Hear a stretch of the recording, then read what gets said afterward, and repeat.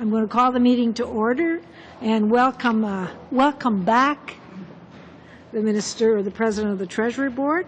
Mr. Taves knows how it works. He's been here before. So perhaps we'll give you the floor and let you have your say, and then we'll give you a hard time after. Thank you. Mr. Taves. Thank you, Madam Chair, and I'm looking forward to the questions and the hard time. Madam Chair, honourable members, I'm pleased to be with you this afternoon to discuss the 2007-2008 main estimates for the Treasury Board of Canada portfolio organizations. I'm joined today by Wayne Waters, the Secretary of the Treasury Board of Canada Secretariat, or TBS, Nicole Jouvin, President of the PUSHRMAC, or Public Service Human Resource Management Agency of Canada, and Colleen Folk, yes, and Assistant Deputy Minister, Corporate Services Branch, Department of Finance, David Maloney, Assistant Secretary, Expenditure Management Sector, TBS, and Sudays. Did I get that? Daze. Senior Financial Officer from PUSHRMAC. In my introductory statement, I'd like to present the Treasury Board portfolio priorities in the context of strengthening public sector management and public service renewal. I am referring to our efforts to make government more effective and realign our priorities along the needs and expectations of Canadians for their government. After I've concluded, the witnesses and I will be pleased to provide details on the allocation of the funds in the main estimates and respond to your questions and comments. The Treasury Board portfolio includes the Treasury Board of Canada Secretariat, the Public Service Human Resource Management Agency of Canada, or PUSHRMAC, and the Canada School of Public Service. I'd like to start with the Secretariat, which serves as the administrative arm of the Treasury Board. Its mission is to ensure that the government is well managed and accountable, and that resources are allocated to achieve these results. In fulfilling this mission, the Secretariat plays two key central agency roles as the Management Board and the Budget Office of Government. Through these functions, the Secretariat also supports Treasury Board in its role as the principal employer of the public service. In carrying out these functions, the Secretariat plays an important leadership role across government in advancing an integrated management agenda. And today I want to focus on both of these program areas. As a Management Board, our 2007-2008 priorities include strengthening governance, accountability, and management practices, including commitments to implement the Federal Accountability Act. As the Budget Office, we are strengthening results-based expenditure management, including commitments to support renewal of the expenditure management system. We are already seeing the fruits of our efforts in these areas. On the Management Board side, we have successfully led efforts to develop and implement the Federal Accountability Act. We have moved forward on policy renewal, including undertaking reviews of three key policy areas as announced in the Federal Accountability Action Plan: financial management, procurement, and grant and contribution programs. We have made progress in strengthening the management accountability framework, an increasingly important tool for tracking departments' progress in improving their management competencies and highlighting deficiencies. We have supported service transformation initiatives, and we have been working on labour management relations, which should provide us with a good basis for negotiating 24 of 27 collective agreements later this year. On the Budget Office side, we have put in place the function for a new expenditure management system. Now, this has included strengthening the quality of financial and expenditure information, working with our central agency partners on our blueprint for the expenditure management system renewal, putting in place plans to strengthen program evaluation, and moving forward with the management, resources, and results structure policy. This will provide a government-wide approach to the collection, management, and reporting of information. Looking ahead, we intend to build on this progress, and I would now like to highlight a few of the commitments we have in our business plans throughout the portfolio. Our number one priority is to continue to ensure the seamless implementation of the Federal Accountability Act and Action Plan across government. We have made great progress to date. Since last December, when the Act received royal assent, we have moved swiftly to implement the Act, and we will continue on this track until every measure is in force. By implementing the Federal Accountability Act, we are delivering on our promise to make government more accountable. This is one of the most comprehensive and complex pieces of legislation ever passed in this country, and fully implementing it will take time. But it's worth it. The Act and Action Plan will help restore Canadians' trust in their public institutions and lay the foundation for the more effective government Canadians need and deserve. As part of our effort to improve accountability in government, we will also continue to renew our suite of policies to clarify the management responsibilities of ministers and deputy heads. We will also continue our efforts to strengthen public sector management by measuring and reporting on management performance through the Management Accountability Framework. One of the cornerstones of accountability is responsible spending. That is why the government announced directions for a new expenditure management system focused on the priorities of ordinary Canadians. Through this system, we are developing a framework for the development and implementation of the government's spending plans and priorities within the limits established by the Board. The new expenditure management system will improve the way departments manage and evaluate the performance of their programs. It will also improve the way Cabinet reviews the relevance, funding, and cost-effectiveness of existing programs and the rigor with which it examines new funding proposals. It will enable us to manage spending more tightly and ensure that government spending achieves results effectively and efficiently. The outcome will result in more oversight and accountability in government. This new approach to expenditure management is good public administration that will support the following: managing for results by establishing clear responsibilities for departments to better define the expected outcomes of new and existing programs. Decision-making for results by ensuring that all new programs are fully and effectively integrated with existing programs by reviewing all spending to ensure efficiency, effectiveness, and ongoing value for money. And finally, reporting for results by improving the quality of departmental and government-wide reporting to Parliament. Through ongoing reviews of all departmental spending on a 4-year cycle, the new expenditure management system will make government more efficient and will ensure better value for Canadians' tax dollars. Let me now turn to the work of the Canadian School of Public Service and Pushermac. The Canadian School of Public Service serves the learning needs of federal public servants. Key among these is required training as identified in the Treasury Board policy on learning, training, and development. This means making sure that public service employees and managers have training in all the core functions of government, including human resource and financial management. Looking ahead, its priorities are to deliver and develop individual and organizational learning products to support the public service in meeting the needs of Canadians. As the focal point for people management in government, Pushermac, the agency, leads the development of workplace policies and practices in areas such as learning, official languages, employment equity, and values and ethics. It is also responsible for a number of programs related to employee development, particularly managers and executives in the public service. With all components of the Public Service Modernization Act now in force, the agency is focusing on putting in place the mechanisms and infrastructure to support the modernization and renewal of the public service.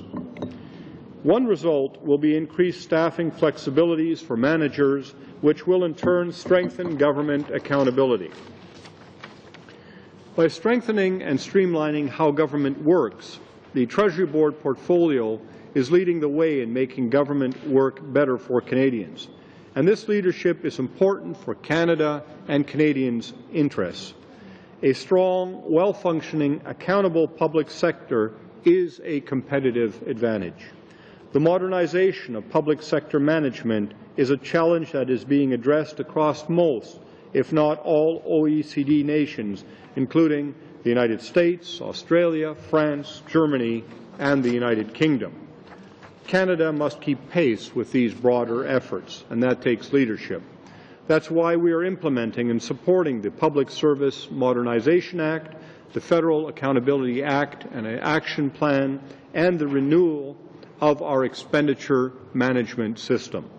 These initiatives affect all of government. They are complex, and their successful implementation requires support and resources. That's why the government has supported growth and resourcing for the Treasury Board portfolio.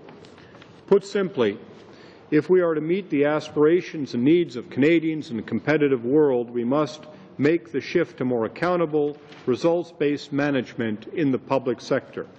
The estimates we are here to review today reflect this central goal and our commitment to provide leadership in ensuring that Canadians have a government that acts responsibly, rewards integrity, and demonstrates clear accountability, the government Canadians need in the 21st century.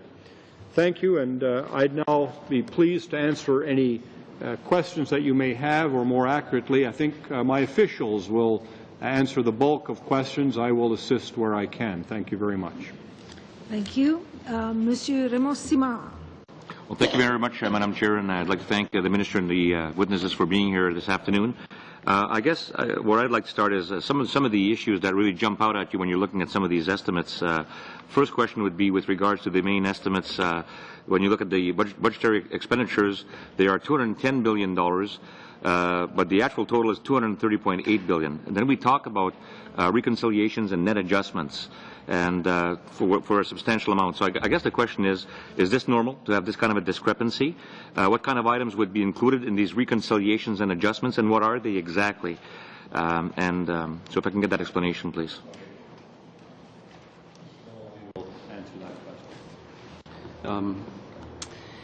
There are two kinds of as the question pointed out, there are what we describe as adjustments to reconcile to the update in this case, or we update either to the latest fiscal framework. So given that these estimates were tabled before the 2007 budget, we're reconciling back to the fiscal update. Secondly, we have what's called a net adjustment from net to gross basis of budget presentation. You ask if these are normal. Yeah. The second one is new as of last fiscal year. The Auditor General had for a number of years been recommending that the government move its overall basis of presenting to Parliament spending and revenues from a net basis to a gross basis. What that means is, for example, individual departments, some of them will receive revenues directly, and their vote wording allows them to re-spend those revenues. So perhaps a parks entry fee or purchasing a publication from a department. What we are proposing that Parliament vote through the estimates is access to the Consolidated Revenue Fund. So that is by nature a net amount of spending. So we need to show Parliament each of the individual departmental pages in the estimates shows what revenues are credited to a vote and re-spent, and then what additional amounts Parliament's being asked to approve through an additional vote. So there are some $14.8 billion right. of those adjustments.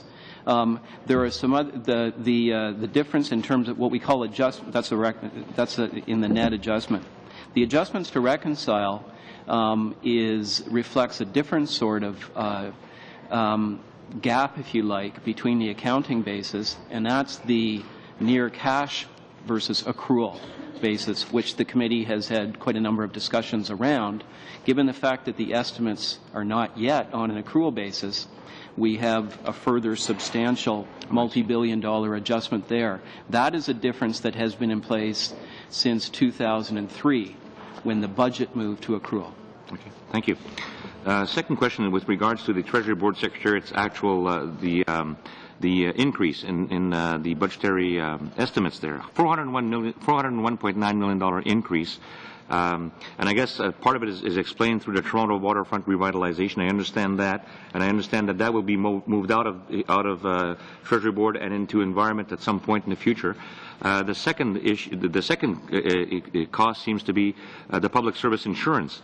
And again, a 9.9% increase. And when you look at everything else, that seems to be very, very high. And apparently this is a cost that's risen by $1 billion over the last 10 years.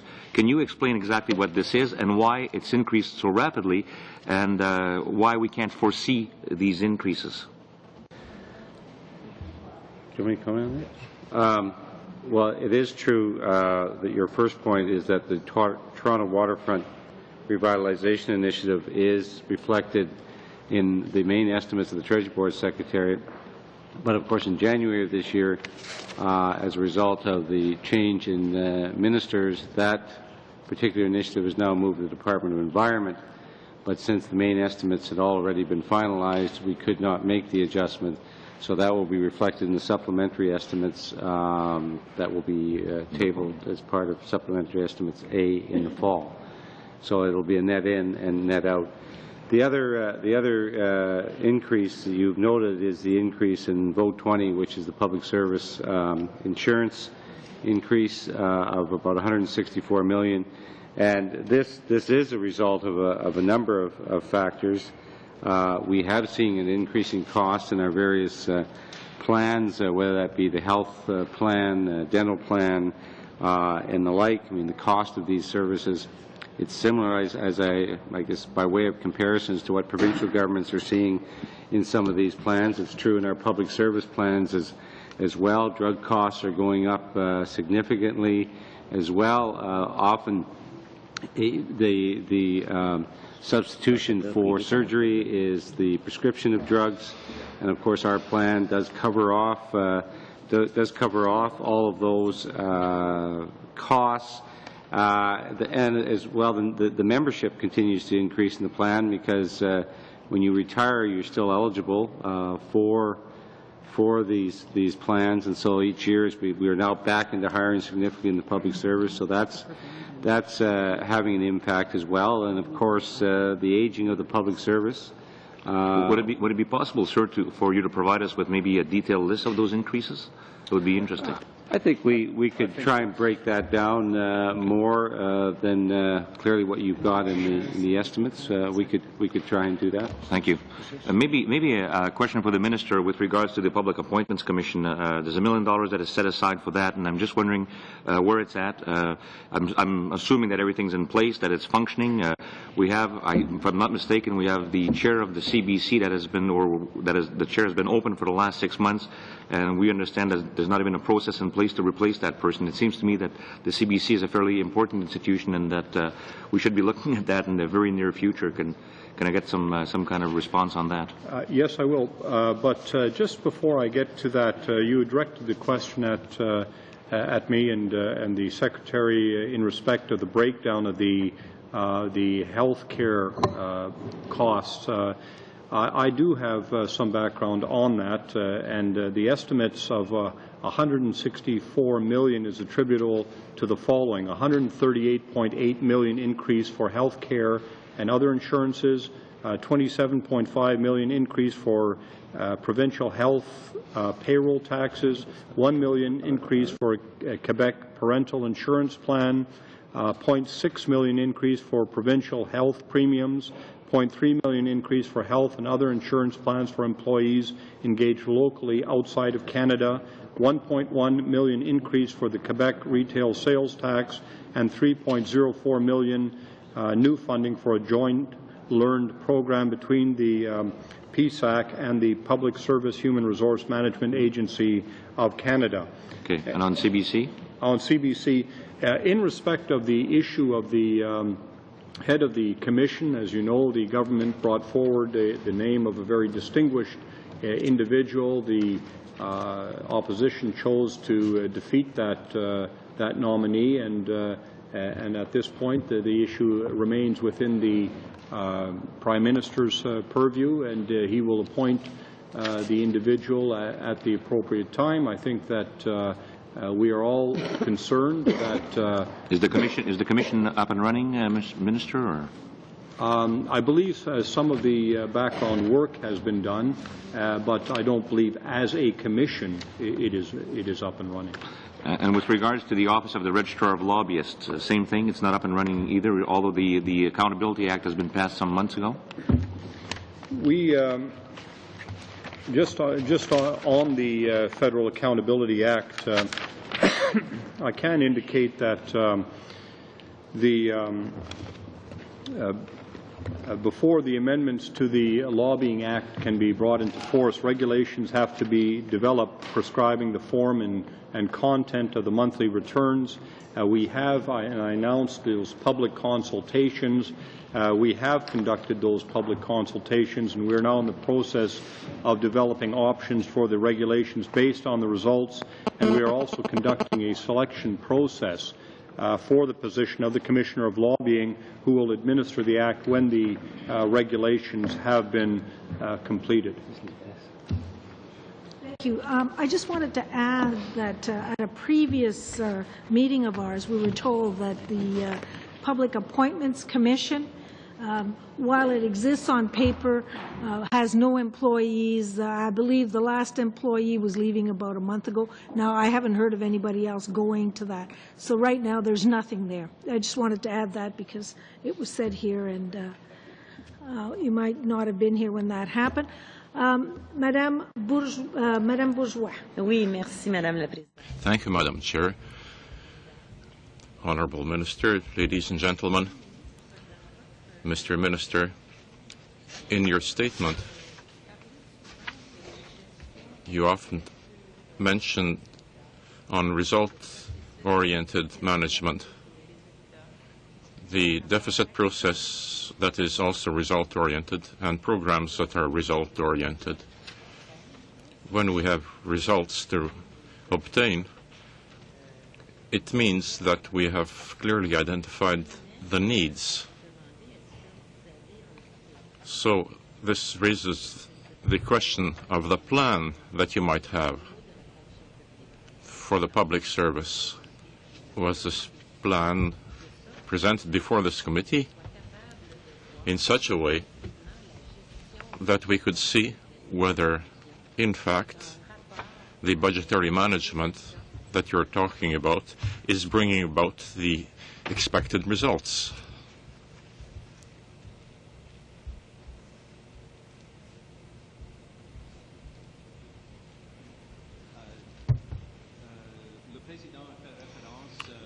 The chair referred to the expenditure management system being renewed and regarding result-oriented plans. This refers to a proposal to intensify existing efforts,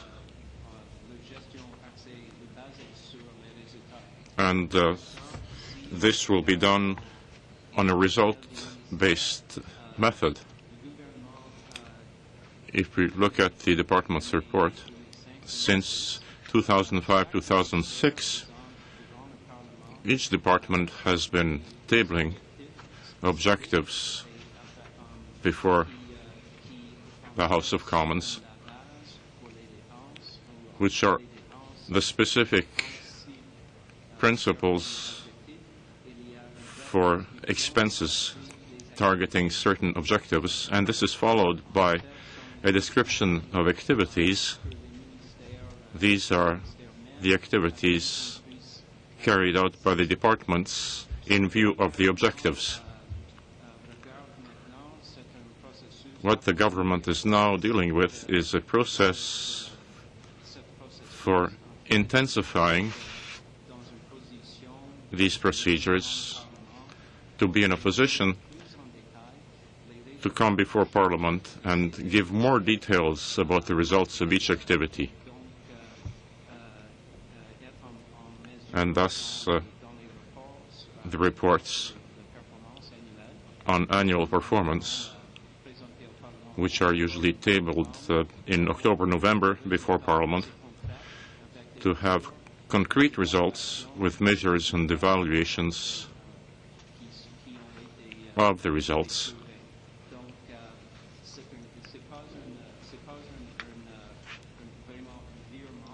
This is not really a new turn.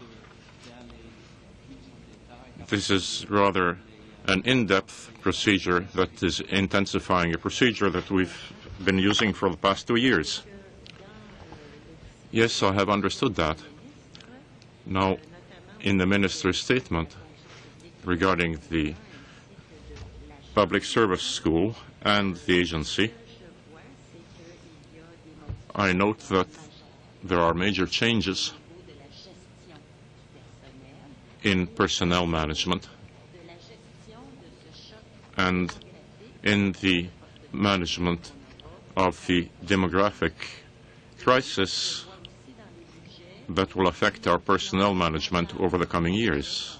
And I also see that the school and the agency are both getting a major cut. So both of them go together. If I have a project for the school and the agency, I must have a functioning plan to justify my expenditures, or at least a decrease in my expenditures. Could you produce this management plan that I already discussed with Ms. Jovin last Tuesday? I asked for a strategic plan. How do you expect us to appreciate the work that you are doing if we have no plan except some flowery speech? But of course we trust you, but we want to see the plan.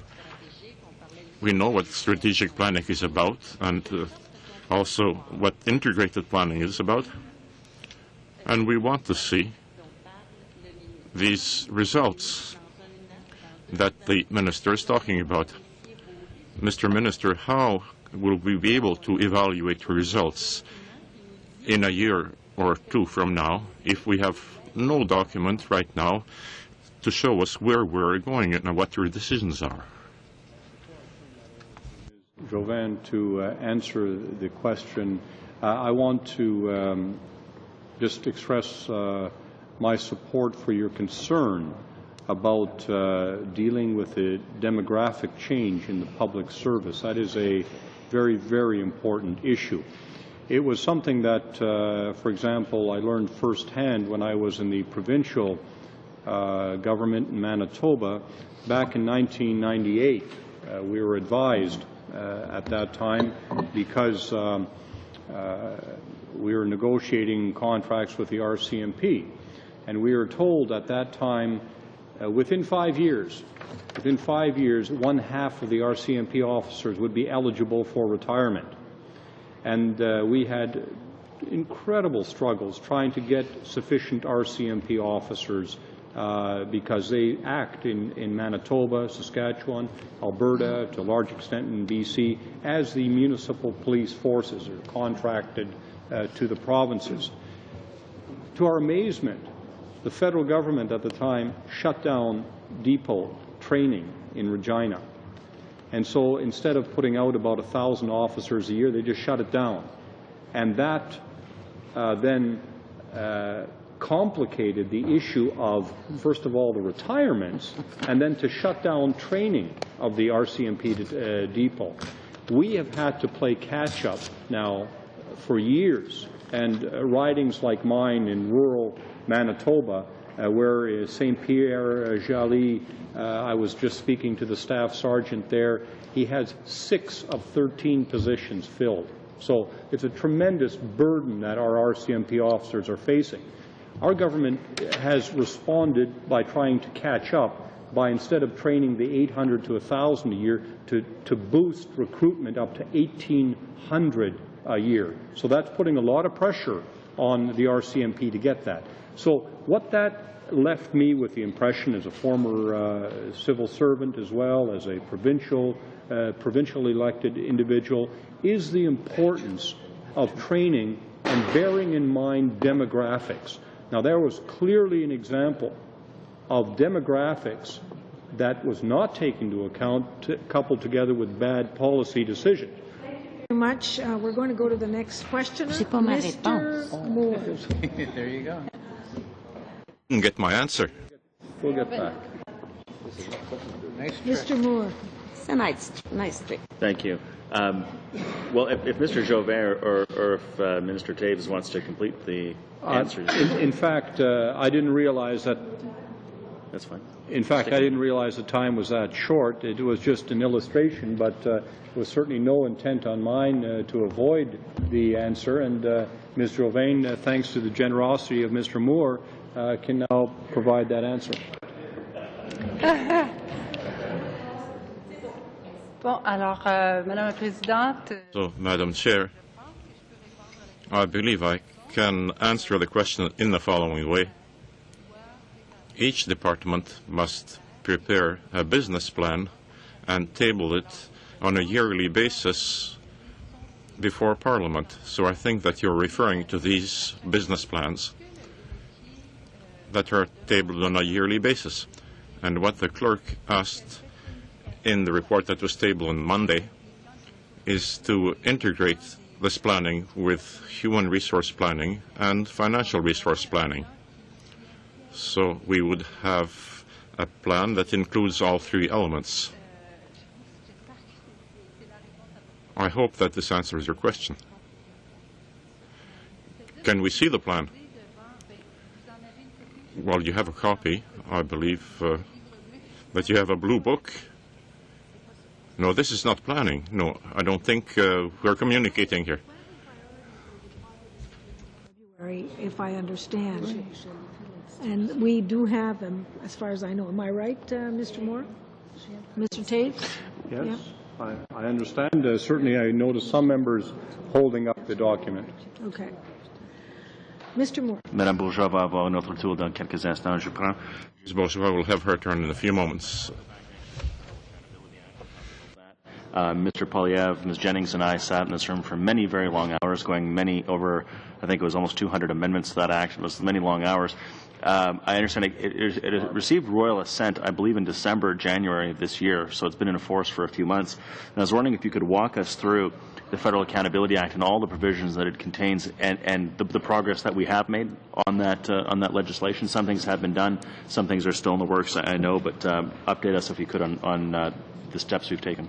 Well, thank you very much. I think it's important to emphasize the breadth and the complexity of that particular legislation. I want to compliment the former Minister of the Treasury Board, John Baird, for his very diligent work in getting that bill through the House, and as well his very able Parliamentary Secretary, Pierre Poilievre, who assisted him in that respect. And by coincidence, of course, Mr. Poilievre is here on this committee continuing his good work as my Parliamentary Secretary, and I appreciate his very able assistance, and I'm sure his constituents appreciate his hard work here as well. The Federal Accountability... Parliamentary Secretary is actually blushing. Well, I've never seen him blush before. I'm very modest, you know. He is a master of understatement. He consistently just does his work and expects no thanks, and so when it comes, it does take him aback. What we have done in the Federal Accountability Act is a number of things. First of all, reform the electoral financing rules, which was subject of great debate. There was also a longer period to prosecute offences under the Canada Elections Act to ensure that past wrongdoing doesn't slip away simply by the lapse of a limitation date. We also dealt with the priority entitlement for exempt political staff to jobs in the public service, That, in fact, was removed. We felt that that was unfair for political staff to get that type of priority. We also wanted to make sure that there was merit-based appointment process for electoral returning officers, and I think many MPs will welcome that change. Also, I had the occasion to announce the offences for fraud with respect to public funds. We also, and I worked on this issue when I was the Justice Minister, the Director of Public Prosecutions Act, who will be responsible for, among other things, the prosecution of those frauds with public funds. We've worked on regulations for reporting public opinion research contracts, which I think is absolutely essential that those reports have to be released within 6 months. There was never a actual limitation for how long the government could keep those in closed wraps. Now it is at least they have to produce them within 6 months. There's an independent advisor to review public opinion research practices. We have the authority to establish the parliamentary budget officer. The Blue Ribbon Panel made its recommendations on government grant and contribution programs, and of course we brought forward the accounting officer model.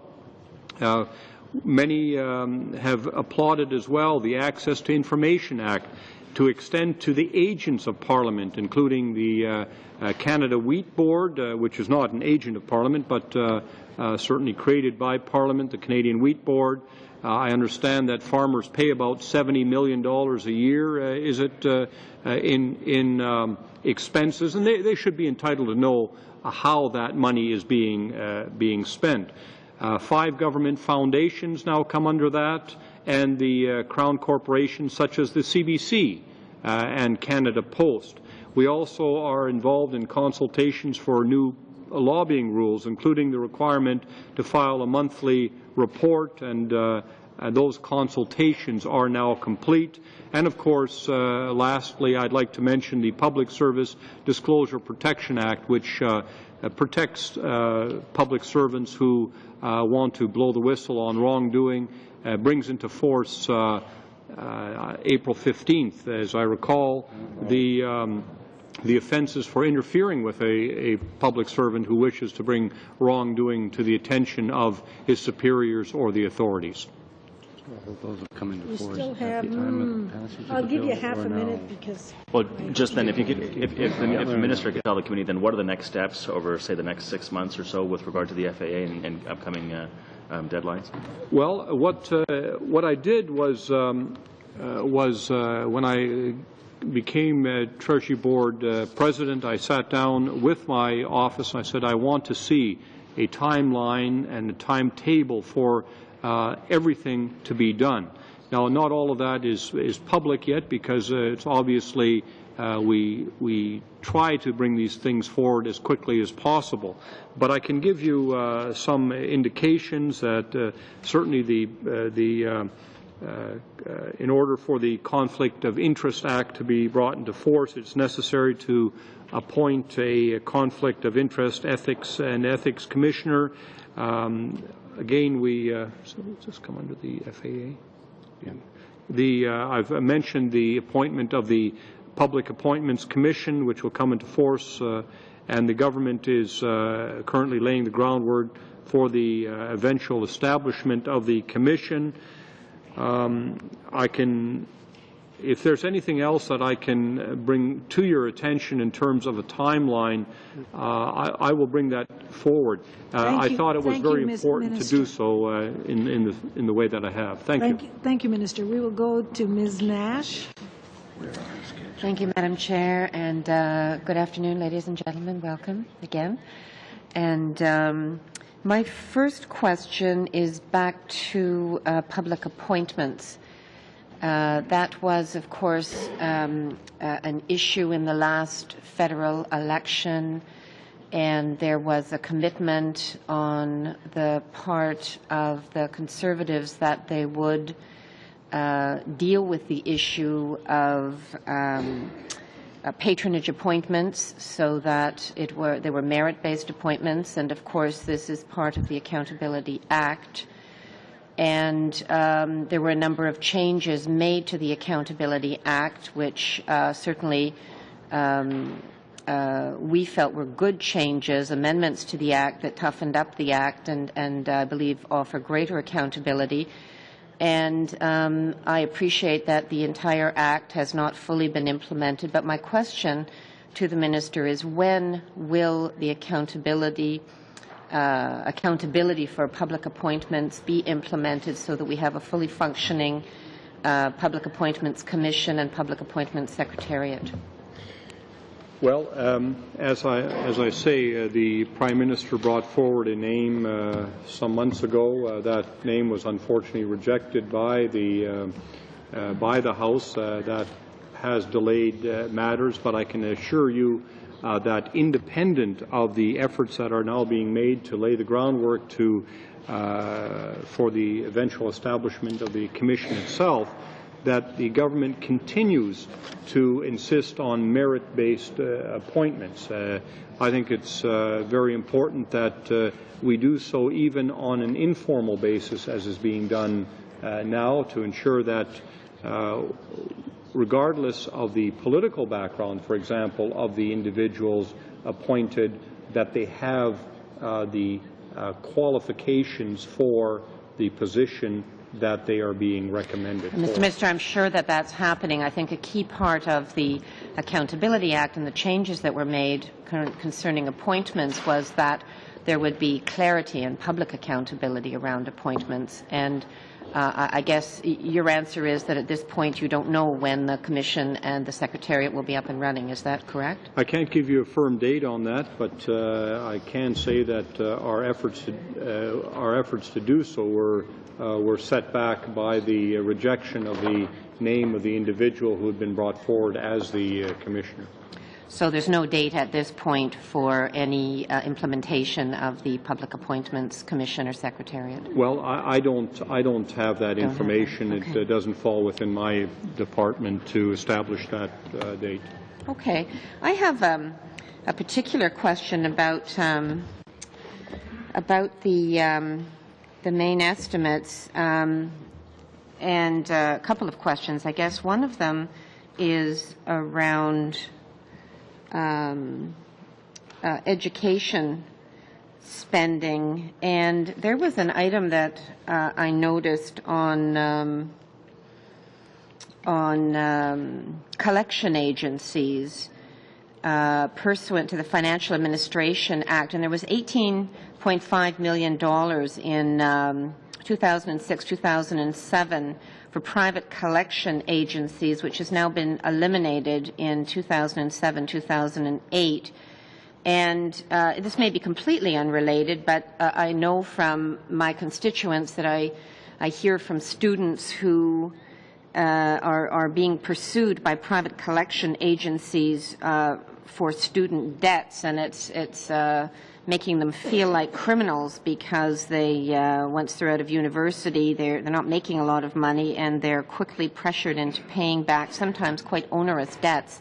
So I'm just wondering, is the money that was allocated for private collection agencies related to education for the return of student loans? Is that what that would be for, or is it for something completely different? Because it's not in the current budget year.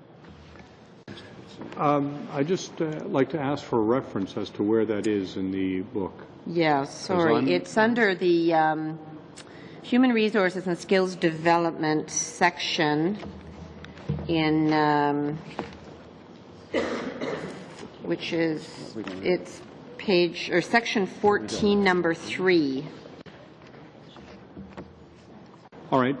Just before I let Mr. Maloney answer that, I'd just like to indicate that as an MP, I've had some experience with that. I know that students in my own riding have been pursued to repay student loans, and I've found that in discussing this with the various agencies responsible for the collection, they've been actually fairly reasonable in making accommodations in trying to repay those loans. And that I've known that as an opposition MP during the time that the Liberals were in power. So I'm surprised that an agency would make these individuals feel like criminals. That hasn't been my experience. Now, you may... We've just had complaints in our office about it, and this amount may be completely unrelated, but I'm just asking the question. Perhaps Mr. Maloney could answer that for me. In fact, the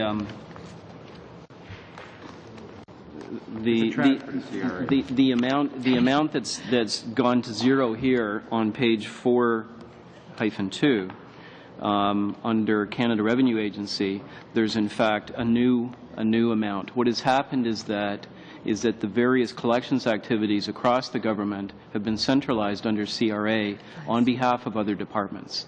So would this include student loans? No, I think that this, it's a separate this includes largely collections under the Canada Pension Fund as well as the employment insurance. Those collection activities have now been transferred over to CRA to combine with their collection capacity.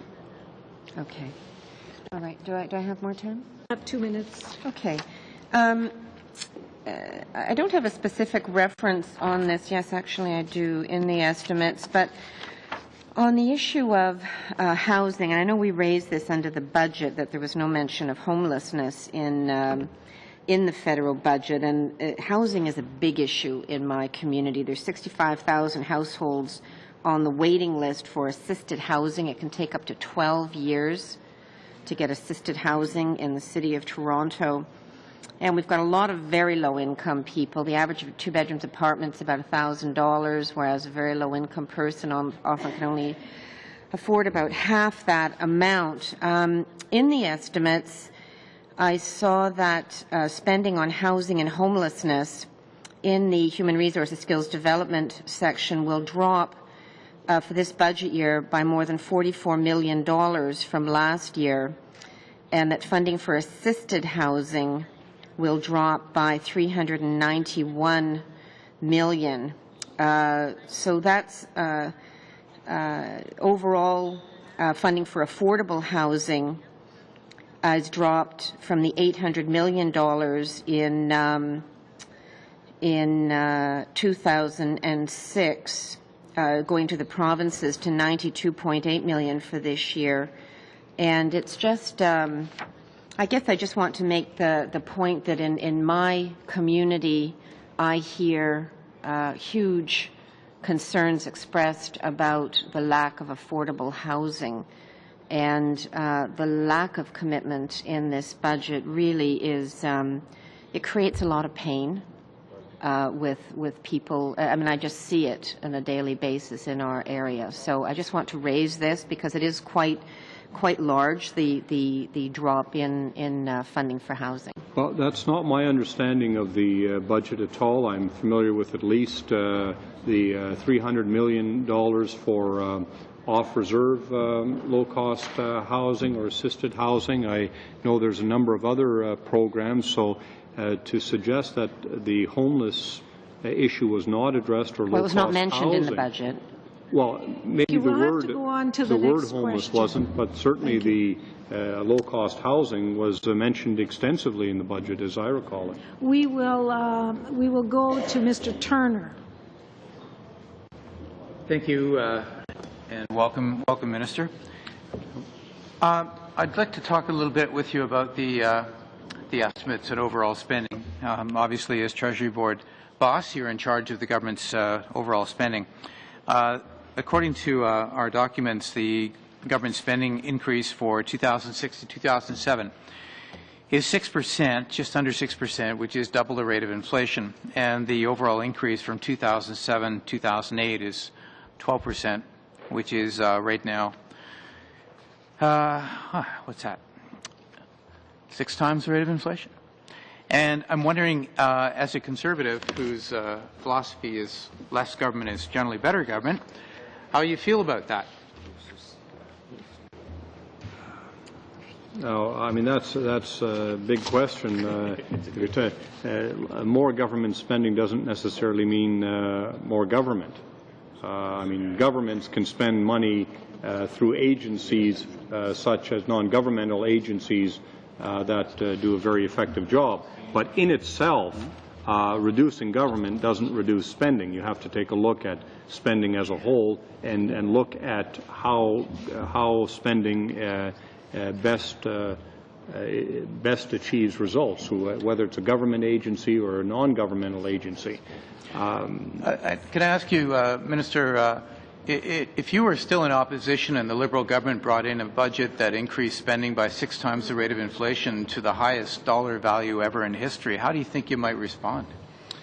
Well, let's first of all, what I can say is that the government, our government, and I can't say what the government, another government would have spent their money on, because that, for me, has always been the issue. Is the government addressing priority issues?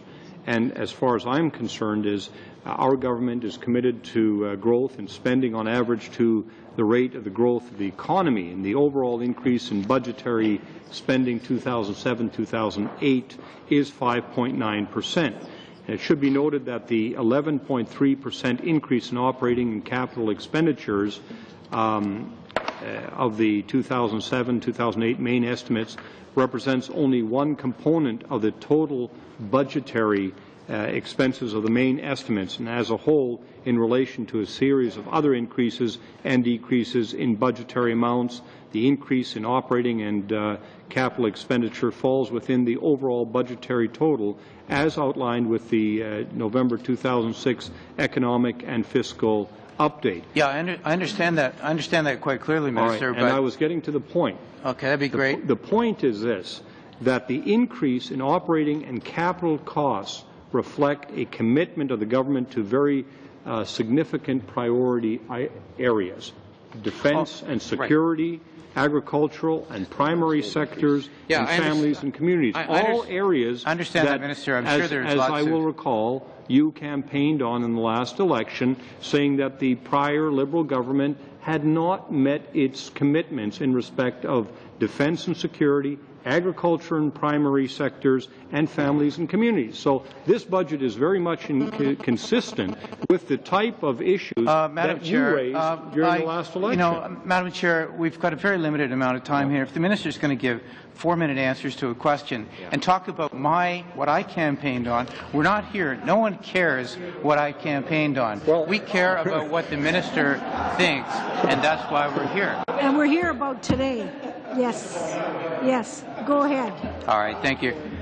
So I'm interested, Minister, when we have federal spending that increases by 6 times the rate of inflation, if you are concerned at all about the inflationary impact of that spending. Have you given that? Has there been some serious consideration as the guy in charge? First of all, maybe I can refer that question to the officials, because spending did not go up 6 times the rate of inflation. We have an inflation rate now of 2%, and we're talking about an overall increase in the current budget of 6% in realistic terms, and then we have 12%. But I guess, you know, whether it's twice or 3 times or 6 times inflation, is there concern, sir? I think that is significant when you say whether it's twice or 3 times or 6 times. That is significant. In 2006-07, the increase is 6%, which is 3 times the rate of inflation. So we'll deal with the budgetary estimates of 2006-2007 of 5.9%, which is 3 times the existing inflation rate. Is there a concern that you or your colleagues have about the inflationary impact of that? What I can indicate in respect to the areas of concern was defense and security. I asked you about inflationary impact, sir. Well, I'm telling you. Do you have an answer on that? I'm telling you that the concern that we have is weighed against the pressures in defense and security. I asked you about agriculture and primary sectors and families and communities. I'm asking you a question about the economic impact of the budget. Pressures. Madam Chair, can the witness please answer the question that I asked? If you don't want to answer it, just say I'd rather not answer it. But I'm asking you an economic question, sir. Not a policy. I'm asking you an economic question about the economic implications of spending $230 billion, which in this instance is 3 times the rate of inflation. Are you concerned about the inflation? I've asked it 3 times. I think you have asked the question. I'm prepared to answer it. Answer it, please. And what I've indicated is that our government simply doesn't look at economic issues in and of themselves. Those economic issues have to be seen in the context of the pressures that Canadians are facing in respect of defence and security, in respect of agriculture and primary sectors. You're not going to answer it. Let's move on to the next point. Let's move on to the next question. You have 2 more minutes if you'd like. Yeah. Okay. The Prime Minister or the Minister of Defence announced the other day $650 million for new tanks. The Prime Minister announced 3 weeks ago $1.1 billion for new spending on agricultural programs. Where are we finding this money? Is this reallocated money? Is it contained in your estimates right now? Specifically, let's just deal with the tanks. Well, while my officials search for the answer, I can say that I had occasion to be in Afghanistan the last couple of weeks, spoken with our troops, and our troops have an incredibly high morale. I would like to get an answer to the question about where the money is coming from, please, Minister. On the tanks, please. Let me talk about the tanks. I'm interested. My constituents would like to know when they hear an announcement of $600 million one day or $1 billion. People call me up and ask me, well, where's that money coming from? All right. And I'm just asking you, let's sir. put it in the context. You know, our soldiers are out there fighting on our behalf. I'd like to know where the money is coming from. I know that you don't care about our soldiers. You've made that very clear. Madam, but let me. That's not fair. That's not fair. He's asking about the money for Madam Chair, I've been trying to answer a question. I've been interrupted consistently by that member. If he wants to hear an answer, I'll give him the answer. If he's not satisfied, he can ask another question, Madam Chair. I'm asking you that question, sir. Could you answer it, please? Where is the $650 million specifically coming from? Well, I'm going to let my officials answer that, but I want to say that I had occasion to be in Afghanistan to speak with our troops. Next question, then. Do officials going to answer it or not? We have a limited time, Minister. I don't care what you think about, your visit to Afghanistan. I do care about the issues on the table. Thank you very much. We'll go on to the next questioner, which is Mr. Cramp. Thank you, Madam Chair, and welcome to all. I'd like to speak about a little hobby horse, the accrual accounting process. I sat on public accounts in the previous Parliament, and we listened on many occasions when the committee heard from many witnesses extolling, particularly the Auditor General, extolling the virtues of accrual accounting in appropriations. And in the previous government, the recommendation went to Parliament to implement accrual accounting, and no activity took place. Public accounts presented a report again, complemented as well from government ops, once again recommending the implementation of accrual accounting. And I'm really pleased to see that now we have a response back from Treasury Board indicating that they are finally going to take a look at implementing accrual accounting. So I applaud Treasury Board for moving forward with that. But can you give this committee a little bit more of a detailed response as to when, how, why, where, and to what extent you plan on pursuing the implementation of accrual accounting? Well, thank you very much, and I appreciate the work of the committee as you held a series of meetings, I believe it was in the fall of last year, in respect of that particular issue. As I understood it, there were representations made by Treasury Board, and there was a response, I believe, to specific inquiries made, and I think that response was in writing, if I'm not mistaken on that. But just in summary, in answer to your question, we have divided this into 2 phases. Phase 1 will see the development of a model of appropriations and departmental budgeting and a cost implementation plan for the model, and we propose to follow the process used for the last major revision to the estimates and set up a working group of parliamentarians along with the officials to cooperate in the development of the detailed model. And Phase 2 will be the implementation of an approved, costed, and funded model. Right now, a project office is being created to manage that Phase 1, and the development of the Phase 1 scoping document is underway. I'm wondering whether the officials have anything to add on that. Well, I think the work that we need to do with the parliamentary committee, I mean, we have to get that launched, get our people in place. We expect that that will take probably up to a year, looking towards the budget of 08 to come up with some recommendations that then have to go to, of course, to the board and cabinet for approval, because we do expect there will be incremental resources that will be required to put this in place. But the first step is to work, which we think was a very good model, working directly with parliamentarians, because at the end of the day, they're the ones who will be very much implicated by this as a means of coming up with recommendations to move forward. Well, thank you very kindly. The second question, we're really pleased to see the Blue Ribbon Panel report on the public service modernization. It's truly a document that's to be welcomed, but of course welcoming a document is one thing, but then the implementation process once again is a concern, and or at least it's an issue that I would hope that Treasury Board and or any of the officials here could maybe shed a little light on. Just as accrual accounting was reported, finally we're doing some action on this.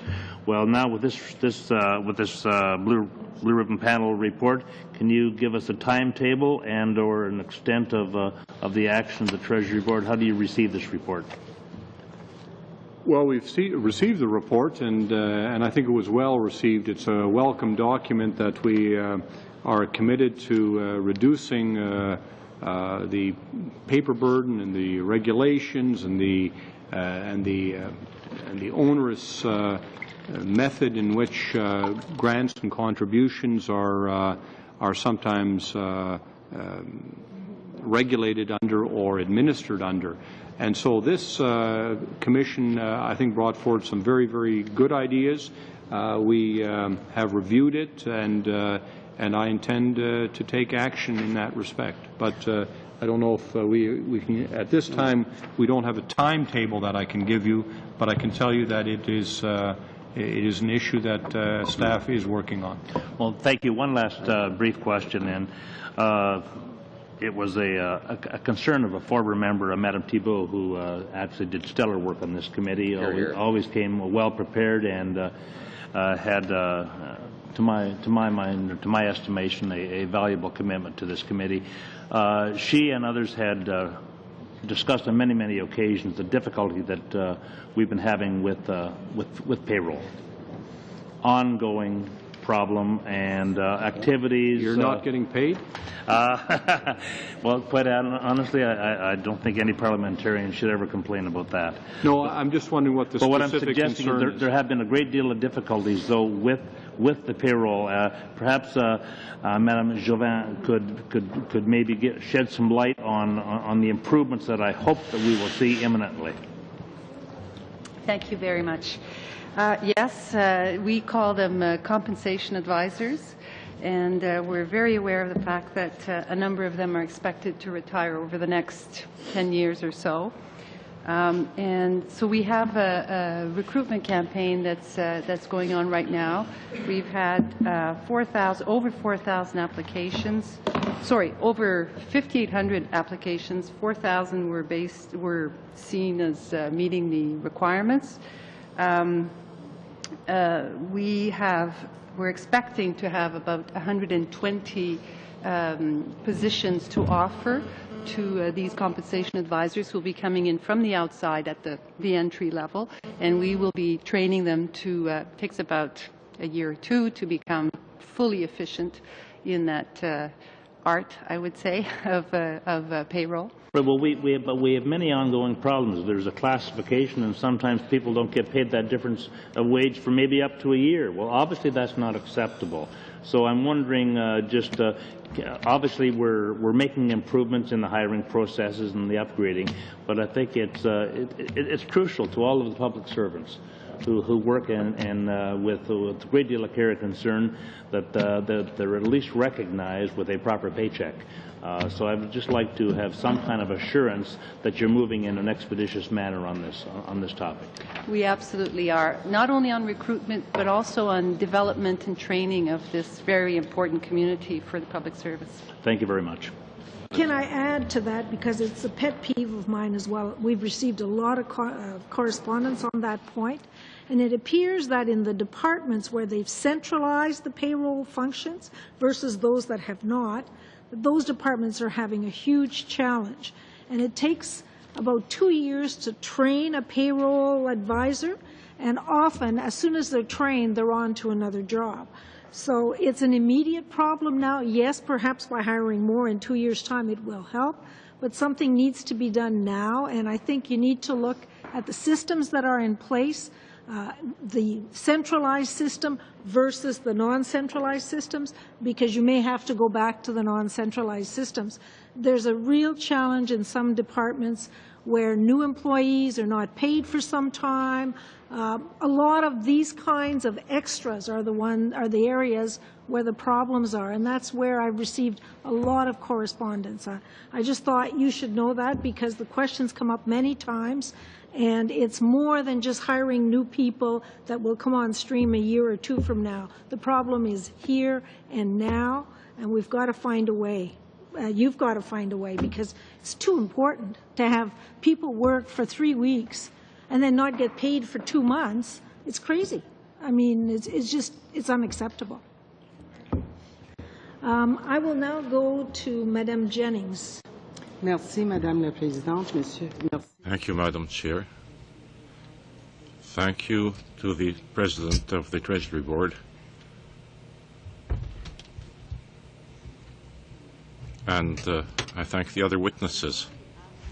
And I do have a question. I'd just like to correct certain timelines in information that the President of Treasury Board has provided to this committee concerning the Public Appointments Commission and the whole issue of the prospective candidate that the Prime Minister had appointed or wished to appoint, which was rejected by members of the House of Commons. In fact, all of that took place in terms of the appointment of Mr. Gwyn Morgan and the rejection by members of the House of Commons prior to the conclusion of the committee before which the Federal Accountability Act came.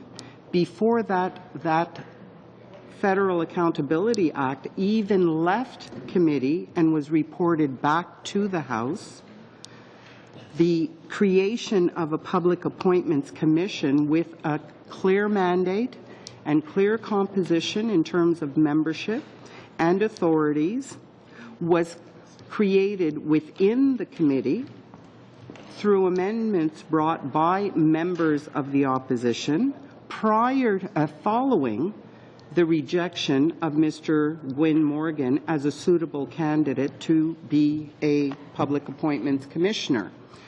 So we're talking about a year ago, Minister.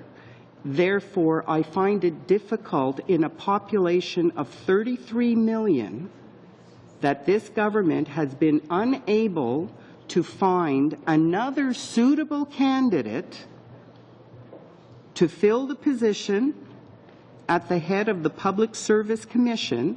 It's had over a year.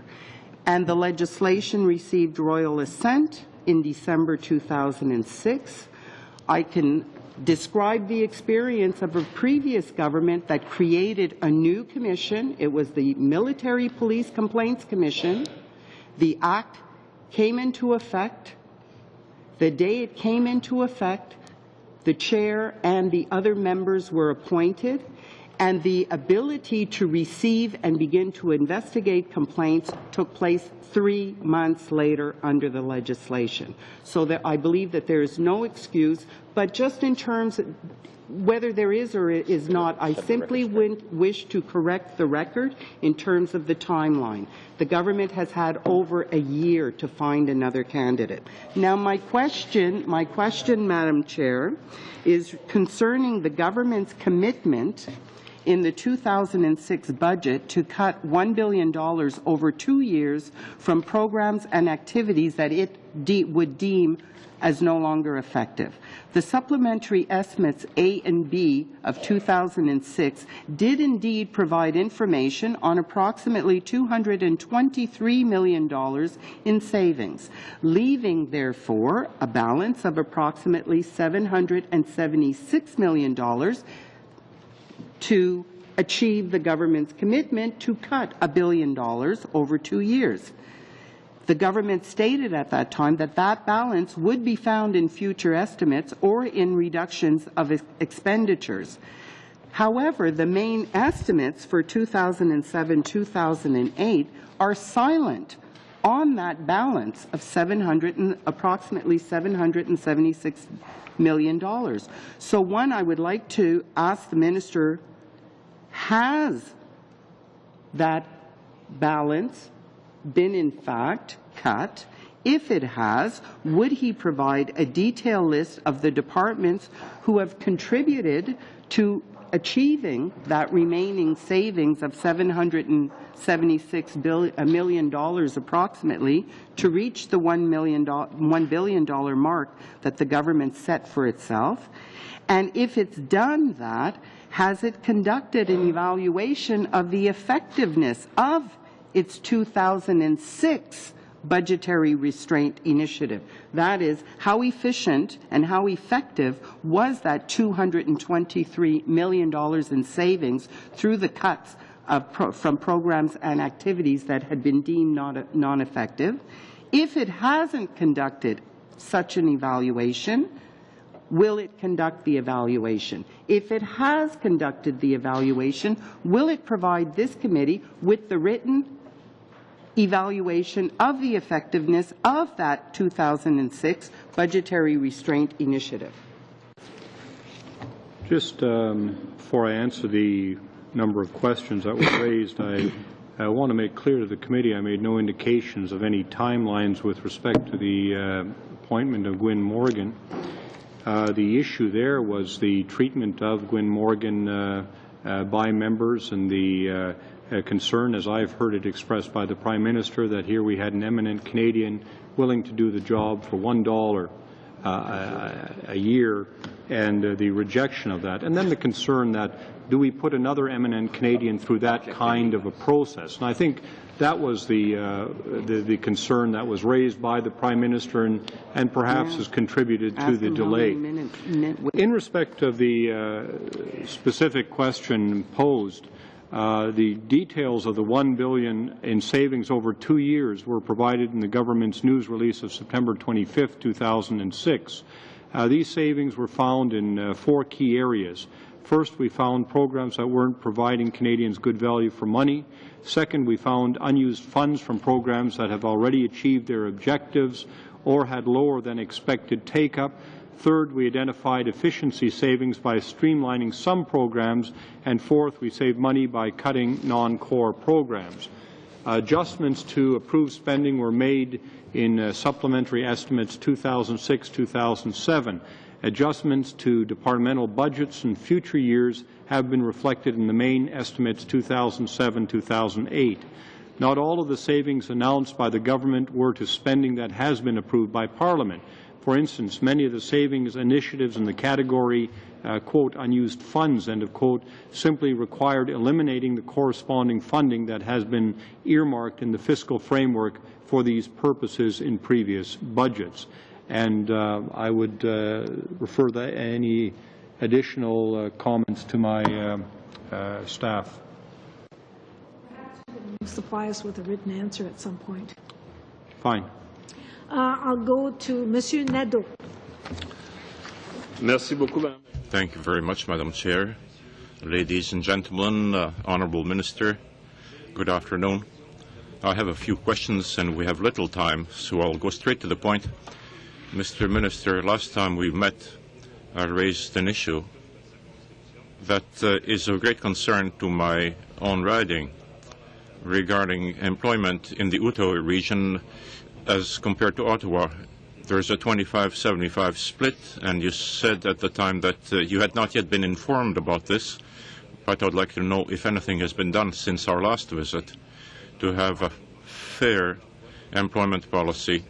If there's 6,000 jobs on one side and 7,000 perhaps on the other side of the river, has anything been done? Being in Gatineau and 75% being in Ottawa? Other way around. C'est ce qu'elle devrait être. Je vous avais donné un document. Well, that should be in the document I gave you regarding this. Does this ring a bell? Because right now we have 18.1 on the Outaouais side, and the rest is on this side of the river.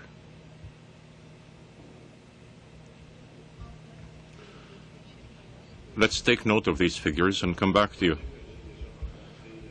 Let me say that I already met Mr. Fortier regarding this, and we'd like to shed some light on this. Mr. Tays and your predecessor, Mr. Baird, was also informed of the situation. And for the record, I did in fact provide information on this last time, and we'll come back to it. Second aspect, Mr. Minister, that I wanted to shed some light upon, following up on Ms. Bourgeois' questions. I'd like to see the perspective, and I'm not trying to put spokes in your wheels, but we just want to clarify something.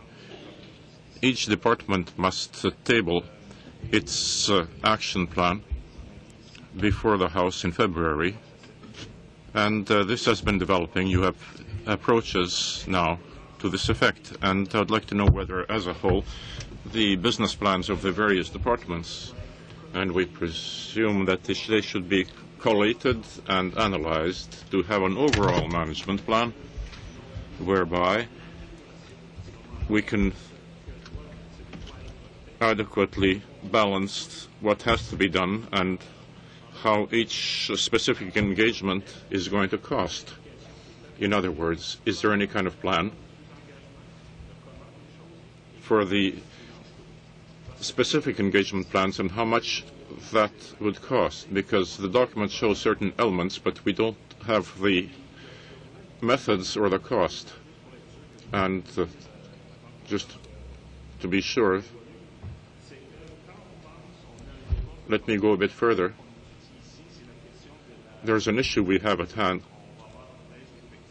We'll have less employees in the public service because of demographics and retirement and age. And we see that in the public service school, the sums for the coming budget were cut on page 10.2 and 10.5 of our document. We see that there is a large cut in investment, whereas on the contrary, we need recruitment and we need a very efficient school to make sure that public service works. So that's why we'd like to know if there's any kind of method laid out and how much each of these sub-engagements would cost to make sure that we can enable the school to answer to their current needs and to the needs in the near future. That question to Mr. Maloney. Before I do, on your prior question, I just wanted to state that Mr. Fortier will be here on Tuesday, and you may want to raise that issue with him because it's an issue directly the responsibility of the Minister of Public Works. But not that I'm avoiding it, but you might want to just raise that with Mr. Fortier when he's here on Tuesday. That's your prior question about the 18.1% split. But the other question, Mr. Maloney will deal with. Prenons l'exemple de l'école. Let's take, for instance, the public service school. The document that was already tabled before Parliament explains to some extent each of these engagements with program activities and total expenditure that is ventilated across all the activities, and each activity is aimed at a specific objective, and the cost for the subsidies, for example, and capital costs. So the cost of each engagement for each activity have been explained, and in the report on plans and priorities there is further detail.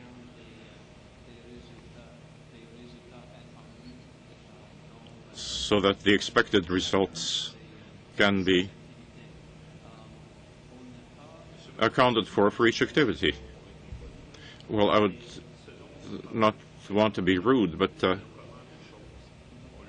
right now we don't have anything about how this is going to be done. Well, the way in which this will be done is explained in the report, yes, but we don't have this before us today. That was tabled in late February. This was tabled explicitly to give more detail. Thank you. You've run out of time. And now it's Mr. Poilievre's turn. We've all found your presentation to be very informative, and I think I've even extracted some material from your comments that might be useful in some of my community newsletters, so very informative for my constituents. My question is directed to Mr. Maloney. I just want to clarify the increase in spending. Mr. Turner was talking about a 12.5% increase in government spending. That number is not accurate. That would be an inaccurate characterization as I read it, given that $14,893,000,000 in line 21, page, I think it's page 5, part 1 of the government expense plan is a net adjustment. So that's not an actual difference in the amount of dollars being spent, but the way in which they're recorded. Is that correct? I think that summary would be only partially correct if I understood it myself. The total budgetary main estimate spending, as displayed on page 1-5, is in fact a 5.9% increase. Right. It is true that within that there is an operating and capital amount which is increasing 11.3%. And if I understood correctly, that was part of the that was one of the earlier questions. However, that in fact only refers to about 53 billion of the total 210 billion. When we also take account of transfer payments, payments to Crown corporations and public debt charges, we come to a total $210 billion, which rose 5.9%. That is in excess of the overall growth in the economy of about 4% this year. Okay, and I just think that last point is that, when we normally compare growth to the economy, it's normally on the basis of nominal GDP. As opposed to inflation, we usually look at the overall growth, including real growth, and that's projected to grow about 4%. So normally the comparison there would be 5.9 to 4%. Okay, so it's not 6 times the inflation rate. We're not growing spending at 6 times the inflation rate. Yes, but which is less than a quarter of the budget. We're distinguishing between the inflation rate and the rate of growth in the dollar value of the economy, which is inflation plus real growth. Right.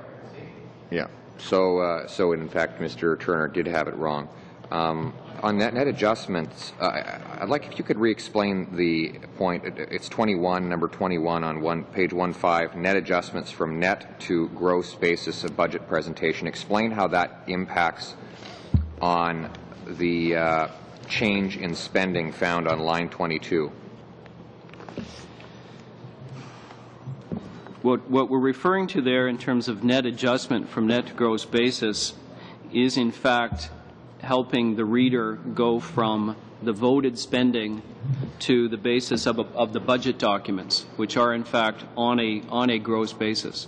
So the overall spending, and in fact they're for reference, if members or the committee staff have occasion to look at the latest budget, page 295, we have the Department of Finance and the Treasury Board Secretariat have arranged that going forward, and this budget was the first example, we will be providing a more detailed disaggregation of what goes into this adjustment and net adjustment and reconciliation. Mr. Maloney, what you're saying, though, this is a change in reporting. There's one reporting here, one report in the main estimates. Right, but this is a change in reporting. This is not a change in fiscal policy or in fiscal expenditures of $14,893 million. It is a change in reporting. It is showing the relationship between two different bases of reporting. Right, but the point is, in 0607 it says 0. In 0708 it says $14,800 million. That is a change in reporting. It's not that there has been the birth of $14 billion in new expenditures. I'm sorry, I misunderstood. That's absolutely right. There was a change in the budget basis of reporting. And I think that's where Mr. Turner had made his mistake. I'll move on to my next question, because that's where he got the 12 point. It was based on that change in reporting that he came up with the notion that spending has gone up by 12.5%, which is demonstrably false now that you've clarified for him. Now, your estimates have an allocation for the Toronto Waterfront Revitalization Initiative. How are those funds being used, and why is it important that this be with Treasury Board? I can offer that to the Minister or one of his officials. Yes, I'm sorry. The question relates to the Toronto Waterfront Revitalization Initiative, and we just wondering how the funds are being used and why it's important that Treasury Board give guidance at this point for those expenditures. Those are the, just have a moment. Those are the expenditures that have been moved out. The Secretary will explain that. Sorry. These are, again, what is shown in the main estimates is the funding that has been allocated to the Toronto Front Initiative. They are not being administered, those funds, at this point in time by the President of the Treasury Board and the Treasury Board Secretariat. Those funds were being administered by the Treasury Board Secretary, but with the change in ministers, that funding is now being administered by the Minister of Environment. And in which main estimates, which departmental main estimates do they appear this year? They're in the Treasury Board Secretariat's main estimates now, but we will be making an adjustment in the supplementary estimates in the fall to reflect the transfer. Great. We'll go to the Liberals. Mr. Turner. Thank you. Just to clarify, after the Conservative cleanup squad attempt here, Mr. Maloney, the overall budgetary expenditure is 5.9% on the overall absolute dollar terms, year-over-year increase. In the main estimate. The budgetary main estimates growth 5.9% total. Right. And 5.9 is basically 3 times 2, right?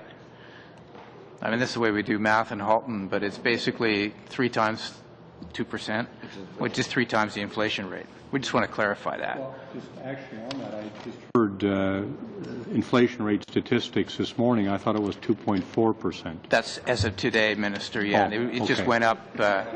And actually, part of that is attributed by economists to the spending in the federal budget, which is one reason inflation is going up. Thank you very much. Now, Minister, I just wanted to wonder if you could comment for me, please. I'd like to just refer back to the Conservative platform, which you reminded me I knew so well. The Conservative government will limit the future growth of spending on federal grants and contribution programs by federal departments and agencies to the rate of inflation plus population growth.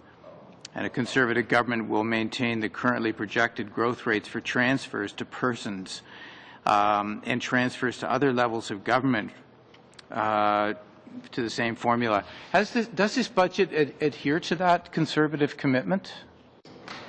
I think that, as you point out, it's committed to limiting growth in spending on average. And so we have to take that average over the course of a government's lifetime. I didn't actually say that, Minister. Well, yes, it actually does. The Conservative platform is very specific at limiting the growth of spending on federal grants and contribution programs by federal departments and agencies other than national defense and Indian affairs, and also transfers to other levels of government to that formula. And I'm just wondering if that's the exception. Right. And I'm just wondering if the budget adheres to this. I don't think he needs coaching. If he does, he's in a lot of trouble. Minister? In fact, that's correct. It does adhere to that. It does adhere to that? Do officials agree with that? Sorry, I missed your question. Whether the increase in spending in the budget adheres to the government's campaign promise that the limit in spending overall grants and transfers will be limited to the inflation rate and the growth in the population. Inflation being 2%, I don't think the population, I don't know, well, maybe you can tell me if the budget actually adheres to that. Well, I think, Madam Chair, I think if you read the government's commitment on this, the government's commitment was reflected, that commitment was refined, reflected in the budget 06. And Budget 06 said that it's committed to limit the growth in spending on average below the rate of growth, below the rate of growth in the economy. And if you look at Budget 07... actually, that's not the... I was asking specifically whether the budget adheres to the campaign that Mr. Tays campaigned on.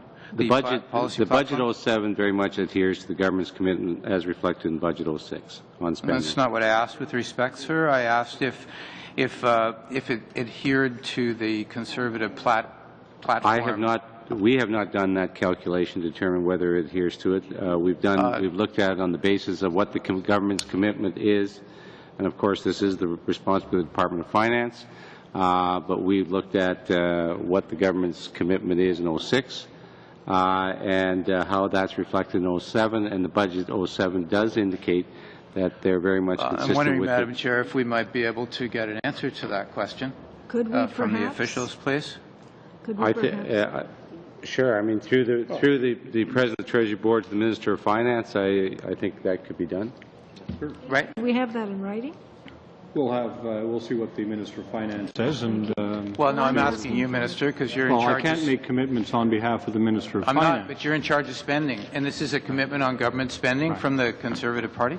And I'm just wondering, because you're the Minister in charge of spending, if you could actually get us that answer, please. I'll see what I can provide you with. Is that a yes, sir? I'll see what I can provide you with. Is that a yes, sir? Yes. Very good. Thank you. I'll see what I can provide you with. You have a question, sir? 1 minute. 1 minute. Well, maybe with regards, thank you, Madam Chair, maybe with regards to the Public Appointments Commission, once again, given that your government again campaigned on transparency, and could you maybe tell this committee how many appointments have been done without the supervision of the new Public Appointments Commission to date? Well, obviously, if it hasn't been done, it hasn't been set up, none of them have. How many appointments since you're in government? I'm not aware of that number. You know, can you report? Can you get back to us with that number, please? Secondly, the Privy Council and the Prime Minister can get back to you on that. Yes. You will get back. You on their behalf, you will get back to us. Secondly, with regards to the $776 million of cuts, again, can we get a list of those cuts and which departments they were in? Which programs? Because in fact, they were cut based on programs that were no longer effective. I wonder if you can tell us what criteria you used to establish what was effective, what was no longer effective. Because, for instance, on the Court Challenges program, literacy, status of women, there was a lot of backlash on those programs when they were cut. So obviously people thought they continued to be effective. So can you tell us what the criteria were on those programs? Well, as I understand it, there were no cuts in respect of actual programming in respect of women. I've been through those numbers. I noticed that the budget addressed that quite generously. And in respect of the other issues that you've raised. Literacy? Pardon me? Literacy and court challenges? All I can say is that the criteria that were utilized for any program adjustments I've outlined in my initial response to that question. We'll go to Mr. Workington, please. Thank you, Madam Chair. Thank you, Minister, for coming. Thank you for each one of you who have come to speak with us today. Minister, I just wanted to talk a little bit about the expenditure management system, and I think for the average Canadian, people that are paying taxes in my constituency, and the hardworking people that pay their taxes and expect certain services from government, the past decade has been obviously just scandal-ridden, and people are very concerned about the method at which Cabinet made decisions with regards to spending and funding certain programs. And I'm wondering if you can just tell me about the government's movement towards a very stringent and strong criteria when it comes to effective and efficient spending in terms of government programs. I'm wondering if you can just give us an oversight as to what you're doing to ensure effective and efficient spending.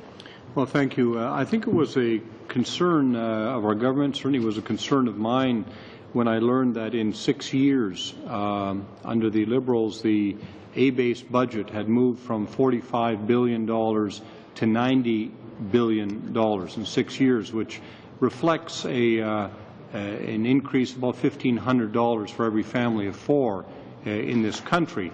And in reviewing the particular situation, my concern was, and I think this was a concern of the government generally, that there needed to be a more effective expenditure management review system. And so we set out key directions for the development of this system in the Budget 2006, in Advantage Canada and in a backgrounder released by my predecessor in November of 2006. Budget 2007 announced more details on the elements of the new approach that we are putting in place to ensure that all taxpayers' dollars are spent as effectively as possible. I think you'll recall in the budget there was a commitment made that these expenditures would be reviewed in a 4-year cycle. That type of cycle was not in place prior to that announcement. And so the new expenditure management system will fundamentally change the way that government operates in reviewing these expenditures in every 4-year cycles.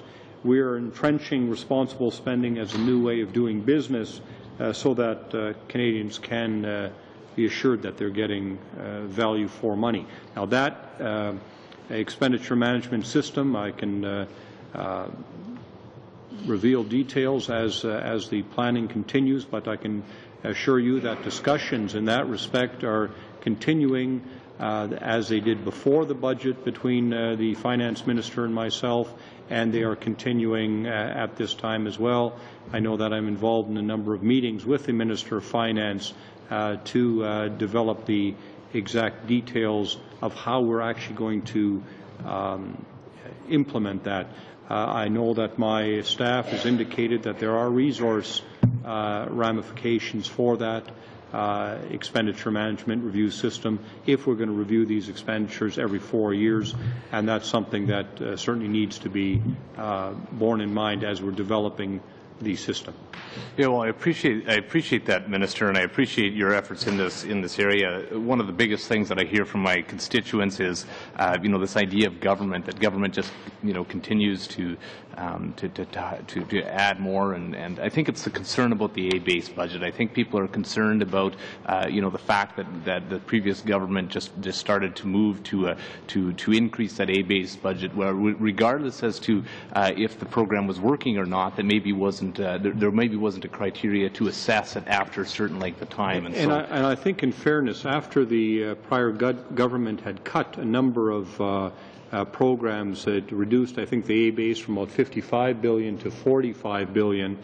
and certainly many of us in the provinces at that time felt the impact on health care, on education, on social programs. What they didn't do was, because it had been cut down to the bone so much, what they didn't do is put into place a mechanism to ensure that even though those $45 billion was being cut right down to the bone, in fact, cutting right into that bone in many respects, what there wasn't, it was always assumed that that $45 billion would always be good spending, and there wasn't a mechanism to review that particular $45 billion. Are those priorities still relevant for the people of Canada? And so the expenditure management system will, in fact, review all of that spending to ensure that the spending continues to address the priorities of Canadians. Thank you. La place pour une question du bloc. Est-ce que vous avez une question? We have room for a question from the bloc. Do you have a question? Mr. Minister, in another vein, there is a principle, and I'd like to know how it works. There's a question of that 3 or 4 years lapsing, the Priorities Committee will sit down and see whether expenses are made in major projects, are things changing, and if some projects have not gotten off the ground for any reason. And I remember the Dame Chrétien, and if there was anything pejorative, we wanted to see what is being done with that money. And I'd like first to know how the lapsing system works, and to find out whether the money was being directed elsewhere, if there was a surplus in the budget, or if a program was to be cut because it had been decided before the funds lapsed.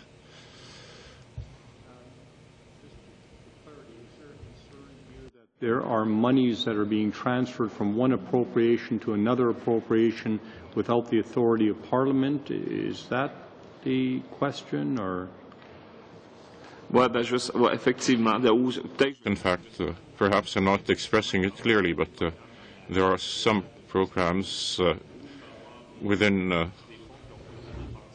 the whole picture that some funds may not have been spent for the wrong reasons, and they could have been redirected to some other department, and this is decided by the Operations Committee.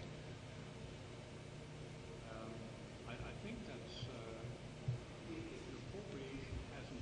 made for that specific expenditure. I don't think that a committee of cabinet or otherwise is authorized to take that money and spend it in another appropriation. We have adjustment votes for precisely that idea, and that is always, or that eventuality, and that is always reflected and should be reflected in the documents brought to cabinet. I know that there was a concern, for example, with the gun registry, that there had been a commitment to spend no more than, I think it was $25 million a year, and then money was taken from an appropriation that was not authorized for that gun registry and spent on the gun registry, and that drew criticism from the Auditor General, as I recall that. And if that's the kind of issue that you're raising, I think it's a very important issue, because if money is not appropriated for a specific use or within that general appropriation, it cannot be used for that. There must be a vote of Parliament and not of the Operations Committee to transfer money from one appropriation to another appropriation. Maybe if... That's true. Est-ce que je peux dire à ce moment-là que ça peut être retourné de Could this be just put back into the consolidated fund if such a thing happens and it stays in the budget and it's not spent? And so in that sense, it goes back into the consolidated fund. That's why, for example, trusts have been developed, and there's, I think, a good use for trusts to, I don't want to say avoid that yearly lapsing, but it has to be structured in a very careful way to ensure that when money is appropriated for that purpose in that trust, it can then be continued beyond that particular fiscal year.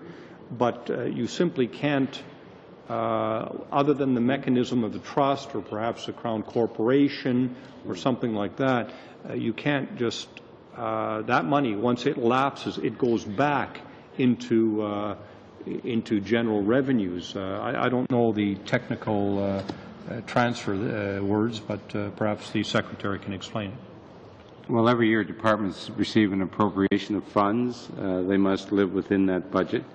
If in fact the money isn't spent, there is a provision to allow, at least for operating and maintenance, of 5% carry forward. That's to prevent that ramp up of spending at the end of the fiscal year. But anything over and that, those funds we call what we call lapse, so they go back into the consolidated fund. Last year, for example, 2005-2006, $5 billion, in fact, lapsed, and that money would be available for other uses. Thank you. Ms. Nash? Merci. Yeah, a couple of things. First of all, I just want to correct the record. Earlier, there were comments about the proposed appointments commissioner, and there was a name put forward. Gwyn Morgan was a candidate put forward, and Mr. Morgan came to this committee as a potential candidate for the appointments commission, to head up the commission. And he came before this committee. He was questioned by the committee, and ultimately he was found not suitable by the committee for that position, which is entirely within the purview of this committee.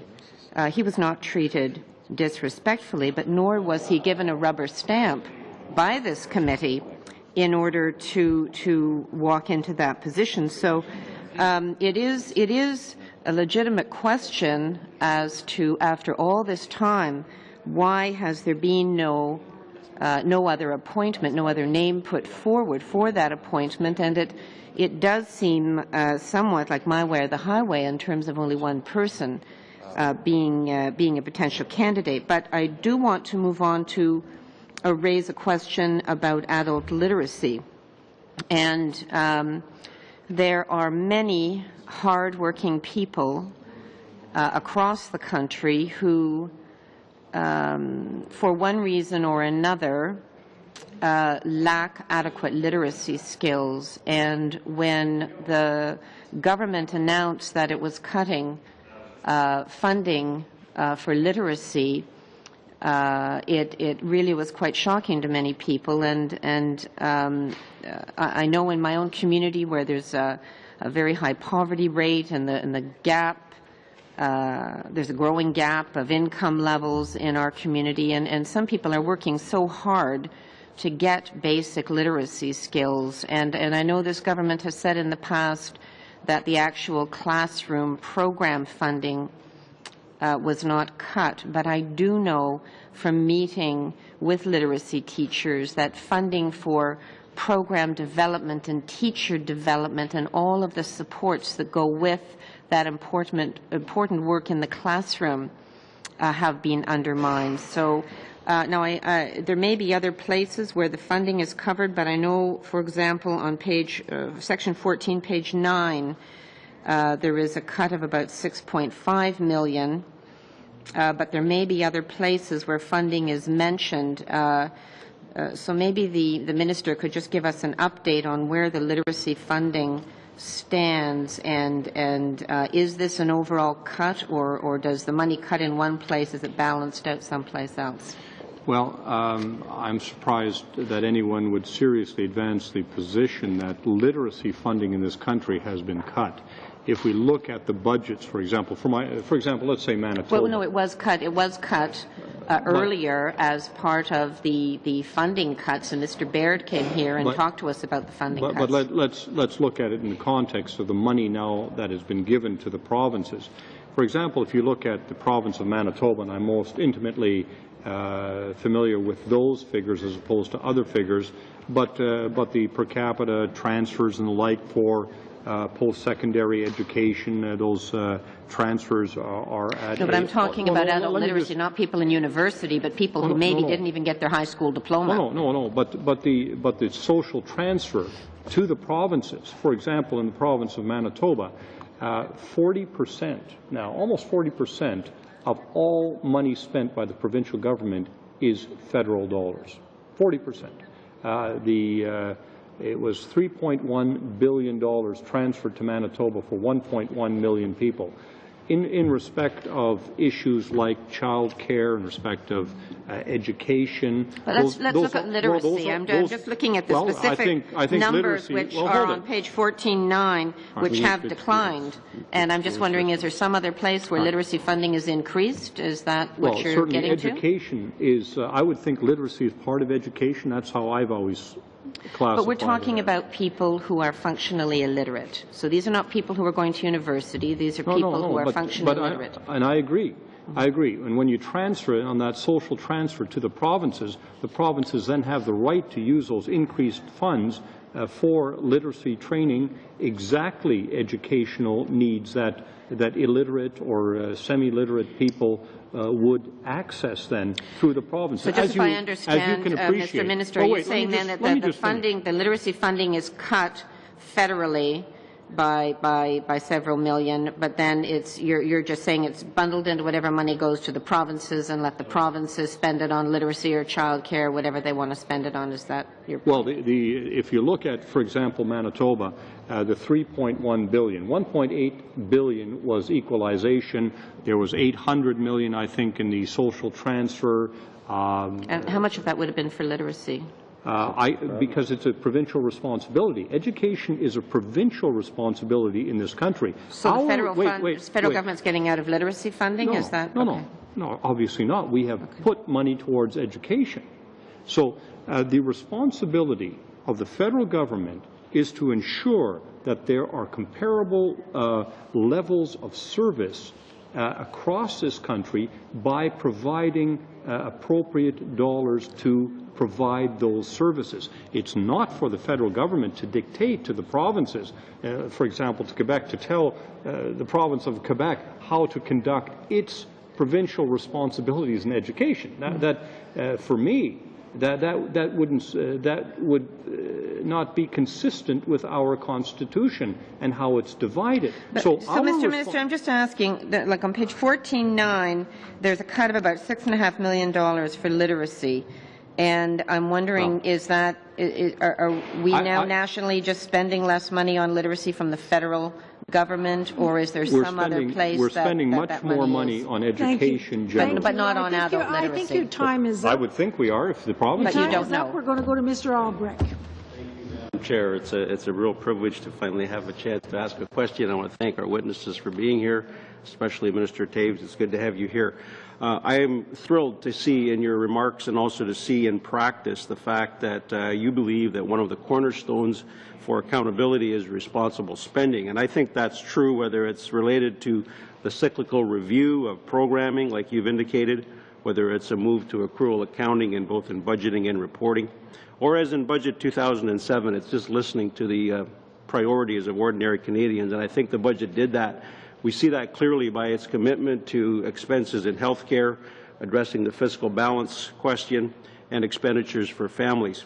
But just back to the question of literacy for a moment. I wasn't planning to address that, but let me just point out some of the value of creating this cyclical review, because when the cuts were made to literacy, these were some of the cuts that were made. I just happen to have this with me.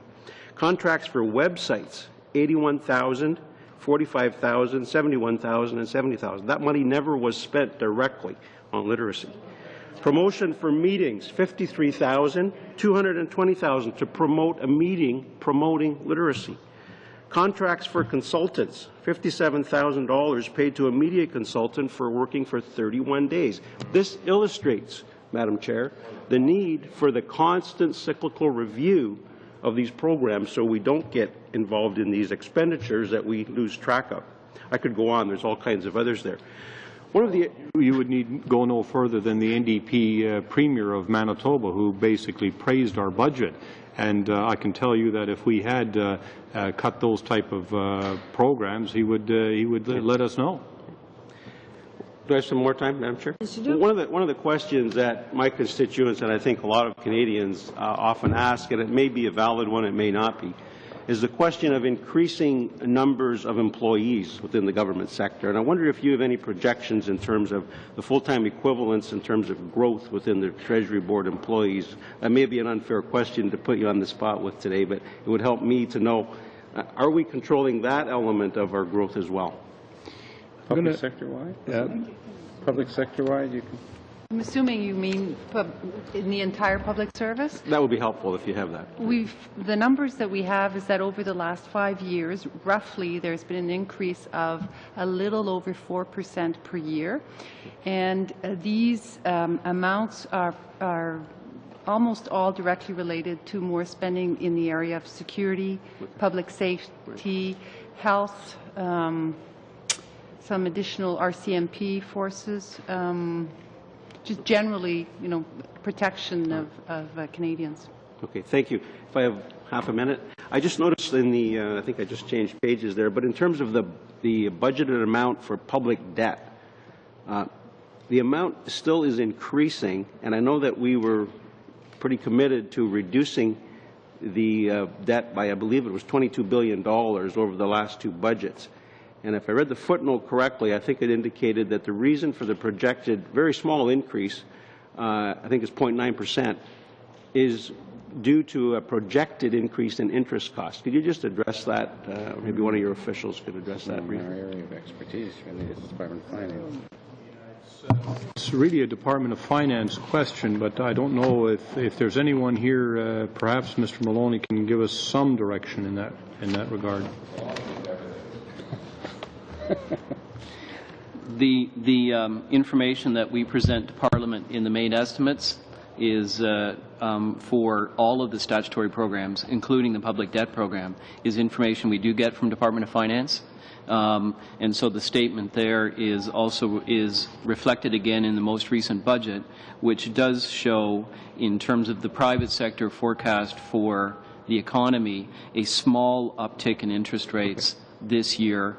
And that is then on, even though there's a smaller debt stock, there's a slightly higher interest. Well, Madam Chair, I just think that illustrates so clearly why we need to be diligent in continuing to pay down our public debt. And so I commend you for your initiatives in that regard. Thank you. I'm going to end with a very small question, very short question for Mr. Simard for the end. There's 30 seconds left, Madam Chair. I've got just a clarification, Mr. President. On the allocations here, you've got under Canada Border Services Agency $131 million. My understanding is that arming the border guards will be closer to $1 billion. Is this, was it a 5-year program or a 10-year program? What are we seeing here? 10-year. As I understand it, it's a 10-year program, but that's probably something that needs to be addressed with the Minister of Public Safety. Okay. Well, you would know whether it's 5 years or 10 years. You're saying, Mr. Waters, that it's 10 years? Thank you. Madam Chair, point of order. Yes. Madam Chair, during the Minister's remarks to our committee, he made a comment, and I think his exact words were, in speaking to me, quote, "You don't care about our troops." And I'm wondering if the Minister would care to either justify that or, I think more appropriately, retract that remark. Well, I will give the Minister the opportunity if he wants to retract. If he doesn't, then that's fine. But it is debate. Thank you. Meeting adjourned.